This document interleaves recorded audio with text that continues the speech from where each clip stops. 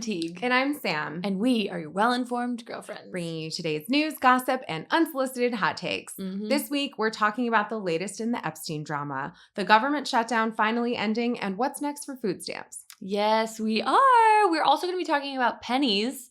And apparently, they're a thing of the past. R.I.P. R.I.P. pennies. We're also going to be talking about dating myths that are keeping guys single, allegedly. And we're also talking about how nudity has changed in our culture over the years. Okay, spicy. Spicy! Or not. Or not, yeah. How are you? What's going on? How have we been? Good. I just was hosting Friends the last 2 weeks. It's been super aggressive tourism in my town, but it's actually been kind of fun. You're such a host. I know. I love to host, but it has rained a lot. So I felt kind of bad. My friend was in town from New York City, and I was like, I swear, it's nice most of the time. Yeah. So yeah, but no, it was fun. It was good. And then I just decorated for Christmas today because I wanted to. I love that. It's not even, we're like weeks out from Thanksgiving. Yes, we are. In my defense, I am insane. And also, I wanted, like, I leave town on like the 14th to go back to Chicago for Christmas. So I wanted to enjoy, it's a lot of effort to decorate for Christmas. I was like, if I'm going to put all this stuff up,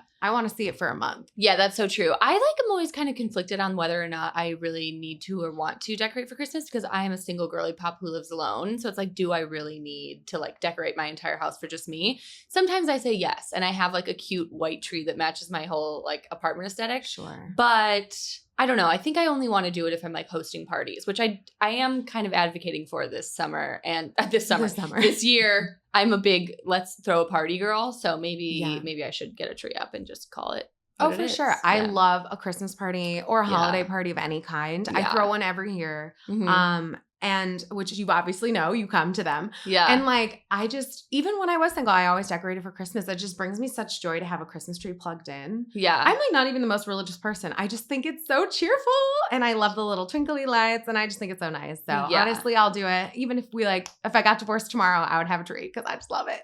Yeah. Okay, so festive. Great. Let's get into the news, huh? Yeah. Okay, so this week, wow. I mean, it's like the Epstein stuff just doesn't end. Yeah. And it's like, how many files and emails and papers are we really going to come up with? It's actually insane. Like, it's actually crazy. Like, things just keep coming out of the woodwork. And honestly, why is there such a paper trail? If you're going to do illegal things, my dude, what were you thinking? Get on Signal. For God's sake. Like, what are we doing? I don't know. This week, over 20,000 pages of documents from Epstein's estate were released by the United States House Committee on Oversight and Government Reform. This included like a bunch of emails with Epstein claiming that Donald Trump, quote, knew about the girls, whatever that means, and visited his house with one of the victims. In response, Republicans also released even more documents. Yeah, it's like, the Dems... Where are we getting these documents? The Dems were like, here are 3. And they were like, okay, here's 20,000. Yeah. Enjoy. And it's also like hilarious because it's like the Republicans a month ago were like, there are new Epstein files. It's like 20,000 pages now? Yeah.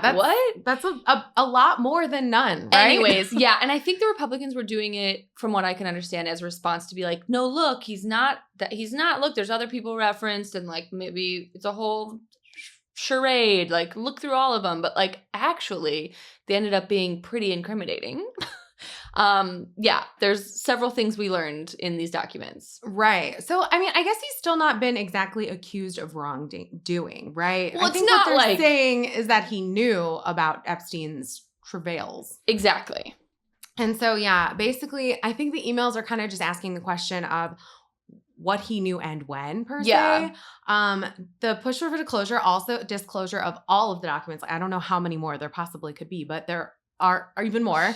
They want to do a discharge petition, which is when you get the absolute majority of the House. I think it's like 218 people to sign a petition that forces a bill from committee to the floor for a vote. Okay. And I think this is because there is actually a lot of bipartisan support for releasing all of these. At this point, everyone wants to know what the hell is going on. Yeah. And so I think that's why they're considering doing that. And internally within the GOP, I think a lot of people are arguing about this. People want transparency. And if you listen to sort of the right media on podcasts, much like this one on the other side of the aisle, there's a lot of debate about whether or not they should release it. And I would say, honestly, just in my cursory glance, most people believe that it should be released. Yeah. I mean, at this point, it's like, come on. This is like the most anticipated email chain of all time.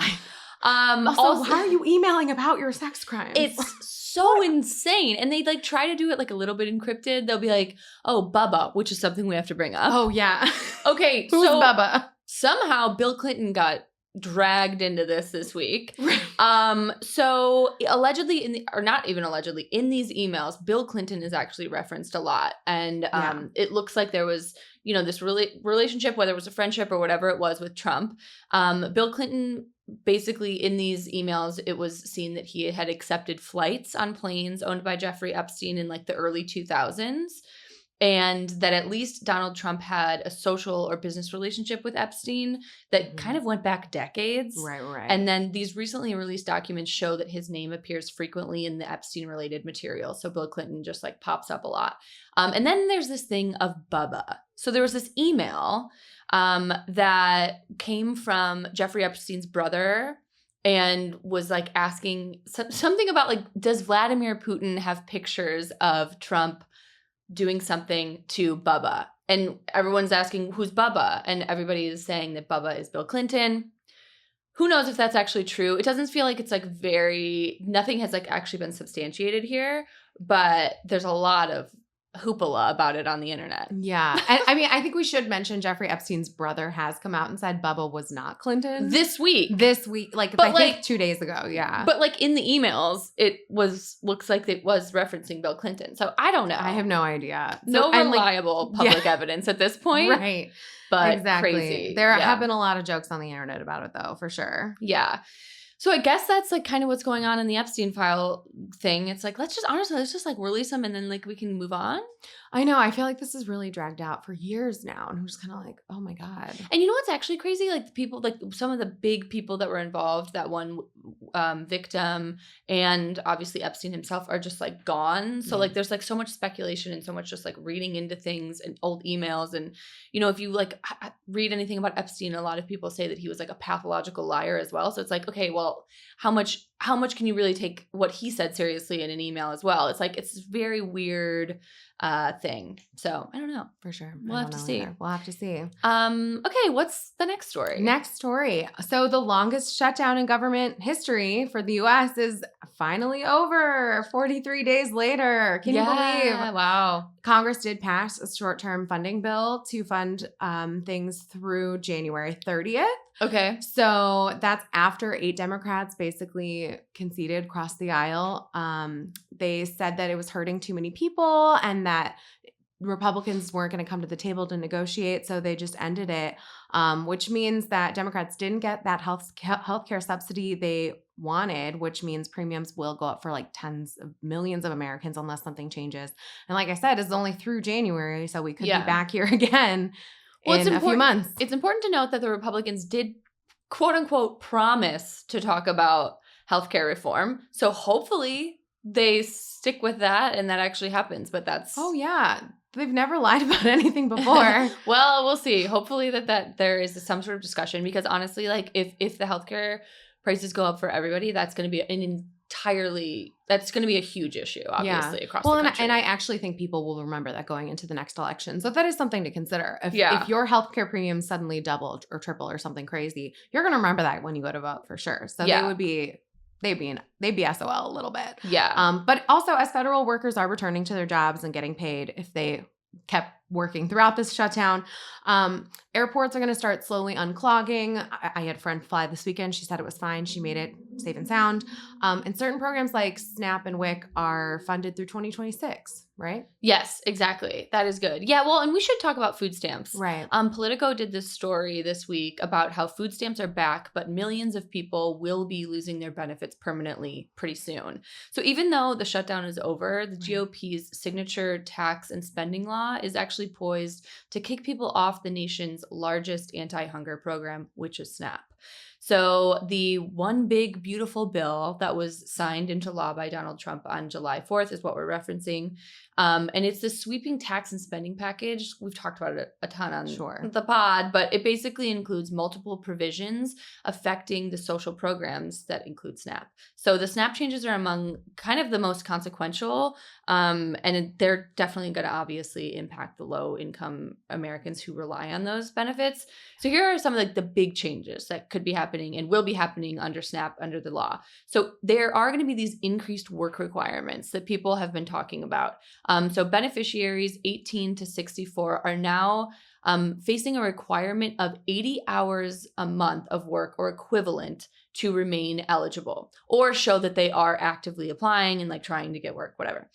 Which some people can't do because they either have like, there's some sort of handicap or some sort of like, what is that when you are like a workers' comp, or like when you're out because you're injured? What is that? Workers' comp. Workers' comp? Yeah. Is that what it is? Yeah, I think so. So anyways, so that's something that's interesting. Also, cost will be shifting to states. So states with error rates above a certain threshold must contribute to up to 15% of the benefit costs to share the state administrative costs. So I don't know. Anyways, also, there is some sort of like benefit formula changing. Oh, okay. The law restricts updates to the Thrifty Food Plan, which basically helps to like determine your level of benefits. So like how much you can actually access and get. So there's going to be a lot of changes. It's just a huge budget cut. It's a huge line item that is happening over like the 2025 to 2034 period. The law reduces federal nutrition funding, which is SNAP, by roughly $186 billion. So that is where we're choosing to cut. Wow, that's so tough. And that's all we know so far, right? As the states have to take over control over more portions of this, I think we're gonna see a lot of states struggle with that, especially some of the like lower income states that don't contribute quite as much monetarily to this country. So yeah, like I could imagine Louisiana and those kinds of places would really struggle. Mm-hmm. Yeah, it's definitely going to affect a lot of people. I think it'll be really shocking for a lot of people, and I don't know what exactly will happen. I'm not sure if states will have to. Obviously, that is what is going to have to happen. Is states are going to have to step in, communities are going to have to become more reliable, and that sort of thing. But yeah, from a policy lens, this is just like a case study in how social safety net programs are being reshaped. Yeah. So that's going to be tough. Yeah. We'll see what happens. But it's good to like kind of have a finger on the pulse of what's going on in that, because it's going to affect a lot of people. Oh, for sure. And so speaking of budget cuts, another interesting change is how we're not going to have pennies anymore. Pennies are gone. Pennies canceled. You know what's crazy is pennies are literally like no longer being made. So right, they made the last ones last week, right? Yeah, and they're saying that the reason they're doing this is because it was actually more expensive to make a penny than a penny. It was like right, it was like 3 cents. Yeah, 3 cents to make a single cent. To make one penny. So funny. Yeah, so I guess that this is something that is happening. So right, and they said it's going to save around $56 million in production by not making pennies. If you have pennies, I know we're all worried. If you have pennies, those are you can still use them. You can still use them. They're still like in circulation, but they're just not going to be making any more of them. So I guess like a lot of businesses are going to start doing like rounding up. Yeah. Yeah. So it's like, if it were going to cost 98 cents, it'll be like up to the nearest dollar. Right? Which is kind of funny for marketing, because a lot of like marketing experts are like, make it $19.99 because it feels cheaper than $20. And now it's like you have to kind of make it either $19 or $20. Right, exactly. Because it feels different psychologically to have that 99-cent thing, you know? Yeah, I think the real question I have about this is, when you go to a drugstore and you check out and they have that little container of like 3 pennies that people leave, what will become of the pennies? You know what? I'm going to miss Lucky Pennies. I love a Lucky Penny. And we can still have them because there are still millions of pennies out there. Yeah. I guess you could upgrade to a Lucky Nickel. Whoa, big spender. That'd be crazy. Lucky quarter even. Wow. Oh my God. Now that is lucky. In this economy? I know, right? I'll pick up a quarter. All right. Okay. So what's this next story? Okay. So The Atlantic this week had this really interesting piece I wanted to talk about. Okay. Basically, America's vices are increasingly lonely. And by vices, I mean like booze is down, weed is up. Okay. And instead of meeting our friends out at bars, we're like hunching over our phones and microdosing like solitude, essentially. Yeah. Young people are smoking more, they're drinking less, gambling online instead of at poker nights or going to Vegas, I guess you could say.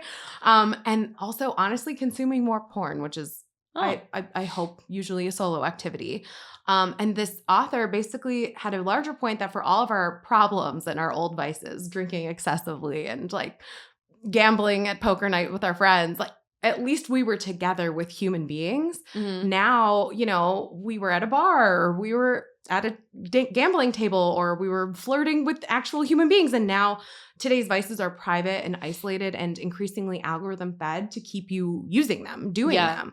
And so if our bad habits become all these solo activities, what does that mean for our social lives going forward? And that was a really interesting thought I wanted to talk about with you. That is a really interesting thought. And I totally agree. And I think it's such a bummer. And we talk about social media so much on this podcast. We do. But I think that's probably the impetus of most of this is like, it's so curated to everything you've ever wanted to see in your life. Like when I log on TikTok, my vice I've discussed so many times, it is exactly what I want to see. And it's so funny. It's like at certain points in the day, it's exactly what I want to see at that point of the day. Like if I go on my TikTok super late at night, it will just give me exclusively like hilarious like dog videos. And then if I go on like midday, it'll show me like Korean skincare. And then if I go on in the morning, it's like all about like politics and like being productive. I'm like, this is like actually insane. Wow. It's so curated to what we want to do now. So I do feel like there is, it's just like, I think it's just what's going on. So that's why I think we just have to make more of an effort to just get out and be social. Oh, yeah, for sure. And I think we may have underestimated how important those community spaces like bars were. It never occurred to me that would be a thing of the past, going out with your friends on a Friday night, but it actually is. Even this Saturday, I'll be the first to admit, I stayed home and had like 2 friends over and I didn't go out because it's just like, it sounded like a lot. And also it was raining in LA, which is God forbid, the end of times. But it's just, I think I kind of miss it. Honestly, I miss that a little bit. Yeah, I do. And I think it is very cool. Like if people are drinking less, I think that's always like a cool vice to stop doing or like limiting and like whatever. But I think like you can't lose like the part of that drinking that you really liked, which is like being around your friends and like meeting new people and engaging in social settings. I think you try and make an active effort if it's not too like, stressful for you to do that. Try and make that active effort and then just like don't drink. And like, I don't know, I think it's easier said than done. Yeah, for sure. I mean, honestly, I'll often go to a bar and just get like a Diet Coke or something because I had one before we went or my stomach is hurting. Honestly, it's usually my stomach is hurting. I'm kind of a baby these days. If I eat too much cheese, it's like, oh no, my tummy. Anyways, but it's like, it's still good to be out. It's still good to see your friends. And you know what? I'm here for it. Everyone go out with your friends. Oh my God. I mean, I've been preaching this since what's the dawn of time. We need to be partying more. And that doesn't mean drinking. Even if your tummy hurts, get out there, kids. And it doesn't mean drinking. It doesn't mean it means like being around people, like having energy, hosting parties. Like I hosted like a little work thing this weekend for just like my work friends. Mm-hmm. And like it really was just like so nice to get people in a room and just like be the one that like did the thing. Because a lot of times it's like we think about FOMO and like I think about when I'm not invited to stuff, it makes me so sad. And it's like, oh no, I have the power to like change that narrative in my head and be like, I'll host and I'll have people over. And then like it takes the pressure off of me to be invited and I can just like be the one who hosts. So anyways, I think that's really important. Love that. Okay, so this next story, what is this about? Okay, so another story that caught my eye this week, also in The Atlantic, is about how everyday nudity has become a thing of the past. Okay. So in yesteryear, people would go to locker rooms or school showers or public pools, and when you'd be changing, you'd see other normal human beings changing in public. Yeah. But now, often when you are in those places, you will have like a privacy stall to change in. Yeah. And so what has happened is that it might be more inclusive. You might feel less pressured about your body in real life, and especially if I was on swim team, like it was always very stressful to change in front of other people. But here's the thing. The downside is that most people now only see 2 types of naked bodies, your own or hyper-filtered ones that you see online, like through pornography or just like, whatever, OnlyFans, I guess. And so we lost that casual exposure to real, authentic human beings who might be older and not like the hottest person you've ever seen and who aren't you. Yeah. So it's like hard to know what your body should look like in a normal, not stressful, not warped kind of way because you don't have any visual cues for that. You have no idea what it would look like. That's really interesting. I wonder what that's all about. I have a few theories, and I didn't read this article, so I literally don't know. I'm making it up. These are your theories. Here are my theories. One, I think social media and like everyone has their phones out at all times. And I feel like that might make people feel uncomfortable, like changing in a public setting. Yeah. Two, I feel that way when I go to a locker room or whatever. I'd rather change behind a privacy stall too. I don't know what that is, but I would just like rather do that. I think most of us would. I would obviously also agree with you. I want to change. Or at my gym, this is not to be racist, but some people who are not from the US will go into the sauna naked. And it's very stressful to me because I simply cannot be naked in the sauna. And are the lights, well, saunas, you're kind of supposed to be naked, but no, what are you? I can't do it. What are you wearing in the sauna? And I'll usually wear like a towel.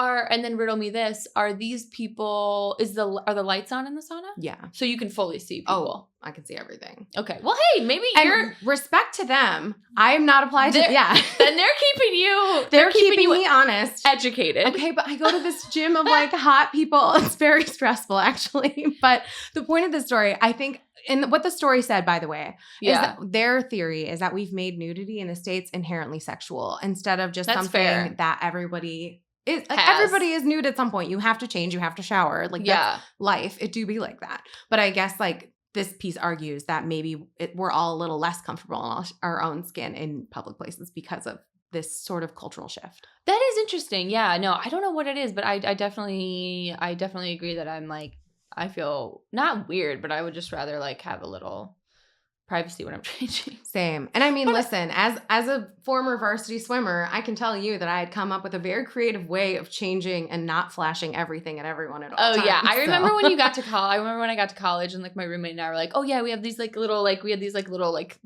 alcoves in our like closet to change in. But yeah, that's interesting. Okay. So this next story, Vox has a new piece this week asking why TV's main characters feel so forgettable right now. And the answer is kind of bleak. We're in this like mid-era of streaming, basically, where everything is fine, but nothing really sticks. And shows are being written for people who are like half watching while scrolling TikTok. And I know this to be very true because I work in entertainment, I work around entertainment, and I have heard several times in pitches and like around pitches, people being like, you need to like be a second screen and like script a show, assuming that people are on their Instagram or their Twitter or their TikTok while your show is on in the background, essentially. Yeah. So that's why when you watch TV shows, there's like a lot of repetition now. It's like kind of like reminding you like, hey, do you remember this plot point or were you on your phone?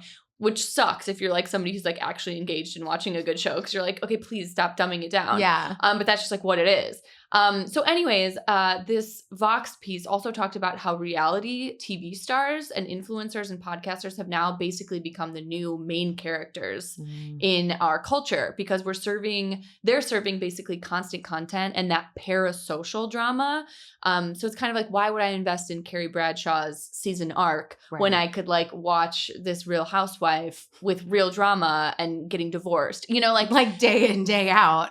Right. And like why, you know, so I do think it's very interesting and I think things are changing, but I mean, it's all, God, I could talk about this literally forever, but it is interesting that like influencers and people on reality shows, I feel like 10 years ago, it was like cringe to do that. And now they are our people. Like those are our people that we look to, like the BravoCon just happened or it's still happening. Yeah. And I mean, to look at the engagement that those stars have, they have more followers than people who are like traditionally trained actors who have like, or who are series regulars on TV shows. Right. Because I think they have that authenticity that like we all want nowadays. Like I think a lot of actors are trained and they have PR teams and they have like things that they're supposed to say and things that they're supposed to promote and whatever. And they have to follow very strict lines on what they say. Yeah. But these influencers, they don't really have those rules. They're not in unions. And so they're just like, yeah, this is my life. And people like that. That's what they do. That's what people are looking for and yearning for. Yeah. I will say, I think some of it is manufactured and I wish people like knew that. I think a lot of influencers are getting out there. They're doing things strategically to get you to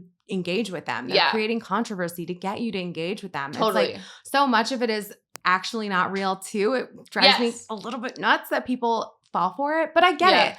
You know, I like my friend that was just here visiting is obsessed with Bravo, huge Bravo fan. And she was consuming BravoCon content all weekend. And I totally get it because that's what you like love. You feel deeply attached to these people. And in her defense, we both worked at the Today Show together. So she obviously also has interviewed them and meets them. It's not exactly parasocial when you know them, but it's still like you're still very interested and invested in the success of these characters versus television. Like, I don't know if you watched like the new I Love LA. Yeah. I just don't feel I'm not like rooting for her necessarily. I'm not rooting for any of the characters. I'm like, this is all right. I don't know. I feel that way about so much TV too. It's kind of a bummer. Yeah, it's definitely interesting. And you know what's crazy? It's like, talk about something that costs a lot of money, like an HBO show versus an influencer just like doing like a story. Like, it's like, that's where the money is. That's where all the investment's going. That's where all the brands want to work with these companies. Or these influencers and these like people. And then like the actual HBO shows, it's like there's not getting much engagement and you're spending so much money. So I think as time goes on, we're going to see people investing more and more in influencers because A, it's cheaper, and B, it's easier to make and it reaches more people. It gets more eyes. I don't know. I think it's an interesting time, and we're definitely at an impasse of like where entertainment is going. Oh, for sure. So, and I love places like YouTube, like maybe you're watching right now. I love places like YouTube because it really allows you to take your content in your own hands. And so I think that's why it's cool that we have these spaces. And I mean, we talk about this all the time because both of us are tangentially still in media in Hollywood, and we work in that. And I think because YouTube shows themselves, even like if you look at Hot Ones or something, they have so much social currency and traction and viewership for such a fraction of the cost of a reality show, even on Bravo, that we're going to see that shift even faster than maybe we thought we would have 5 years ago. Totally. Very interesting. But I also think it's very cool, and I think it's a cool time to be in media and working around it, because if you can like find your place to like be and like live in the ecosystem, like there are still like massive opportunities for people to like engage and really like have a place here. So yeah, interesting. Okay, let's get into the next story. Next story. Vice has a new piece on why so many men are staying single. And honestly, it's not the apps, it's the mythology. Yeah, that is really interesting. So basically this article breaks down these 5 things that like men do or believe that like essentially are like not really true, but it is the thing that is keeping them single. Okay. So the first thing is acting aloof. And like that, the whole concept of like, oh, acting aloof will like pique interest. So that's why you see so many guys being so nonchalant. Like guys have like really leaned into being like, oh, if I'm not into her, she's going to be into me, which I do feel bad about, because we have been telling them that. Like we have been really reaffirming like, oh, if he's not into me, like then I like him more. Like girls do that. But because of this mythology, men, I guess, allegedly are staying single because they're just like honestly not even looking interested at all. What are the other ones? Believing they have to make the first move was another one. I guess in today's modern era, many women are fine making the first move. And I would say I was too. Are you? No. Really? No. I can't do it. I'm just like such a like you wouldn't approach a cute guy at a bar and start talking to him? No, I'm incapable of doing that. Oh, okay. I'm incapable. I wish I were. I just feel like the thought of him being like, I'm not interested, it makes me want to run and hide. But what if you were just talking to him and you're like, oh, okay, I'm not interested in him, but I met a person who is helpful to know or who is nice to know. Yeah, I just feel like, I don't know, like I feel like going up to a stranger and like being like, hey, like, what's up? Like always kind of looks like a little flirty, right? So like, I don't know. Honestly, I do it all the time. Is it flirty? My bad. I mean, I don't know. You tell me. I don't know. I was just like, if I'm at a party or something, I often like talk to everyone there just because I want to know what they're like, you know? I don't know. I'm not in the market, but like I'm always in the market for new friends. Yeah, totally. So, hey, look at it like that. And then you can always approach a guy. Right. Dating advice from Sam. Just kidding. I'm terrible. Don't take any of my advice. Okay. The other one is thinking relationships are traps. Yeah. Do you think that's fair still? I don't think that's fair. I could see that. I mean, a lot of guys, like we talk about commitment and like their inability to commit. So maybe that is something that they're just like believing still. I think that they probably still, I think a lot of guys feel that way. I agree. But you know what? The data shows otherwise. Men who are with women specifically live longer. They're allegedly happier. Oh, for sure. They're more fulfilled, blah, blah, blah. Talking about their houses are clean. Their houses are clean. Somebody has like decorated it.